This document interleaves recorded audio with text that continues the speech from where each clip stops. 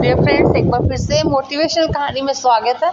हमारी जो आज की कहानी है वो है राजा का चित्र। तो चलिए कहानी शुरू करते हैं। एक समय की बात है, एक राज्य में राजा राज करता था। उसकी केवल एक आंख थी और एक पैर था।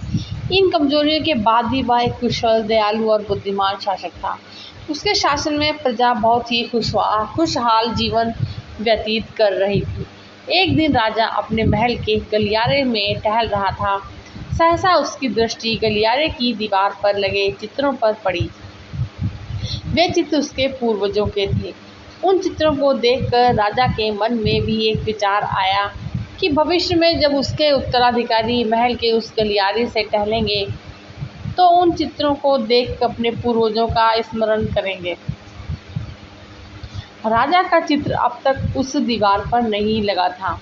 अपनी शारीरिक अक्षमताओं के कारण वह नहीं जानता था कि उसका चित्र कैसा दिखेगा, लेकिन उस दिन उसने सोचा कि उसे भी अपना चित्र उस दीवार पर लगवाना चाहिए। अगले दिन उसने अपने राज्य के श्रेष्ठ चित्रकारों को दरबार में आमंत्रित किया। दरबार में उसने घोषणा की कि वह महल में लगवाने के लिए अपना सुंदर एक चित्र बनवाना चाहता है।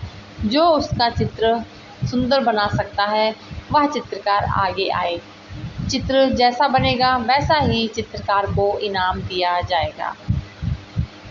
दरबार में उपस्थित चित्रकार अपनी कला में निपुण थे, लेकिन राजा की घोषणा सुनने के बाद वो सोचने लगे कि राजा तो काना और लंगड़ा है, ऐसे में उसका सुंदर चित्र कैसे बन पाएगा। चित्र सुंदर नहीं दिखा तो हो सकता है कि राजा क्रोधित होकर उन्हें सजा दे दे। यह विचार किसी को आगे आने का साहस न दे सका। सब कोई ना कोई बहाना बनाकर वहां से चले जाते हैं। वहां मात्र एक युवा चित्रकार खड़ा रहा। राजा ने उससे पूछा, क्या तुम मेरा चित्र बनाने को तैयार हो? युवा चित्रकार ने हामी भर दी। राजा ने उसे अपना चित्र बनाने की आज्ञा दे दी। अगले ही दिन से वह चित्रकार राजा का चित्र बनाने में जुट गया। कुछ दिनों बाद चित्र बनकर तैयार हो गया था। जब चित्र के अनावरण का दिन आया तो दरबार में दरबारी सहित वे सभी चित्रकार भी उपस्थित हुए जिन्होंने राजा का चित्र बनाने से इनकार कर दिया था।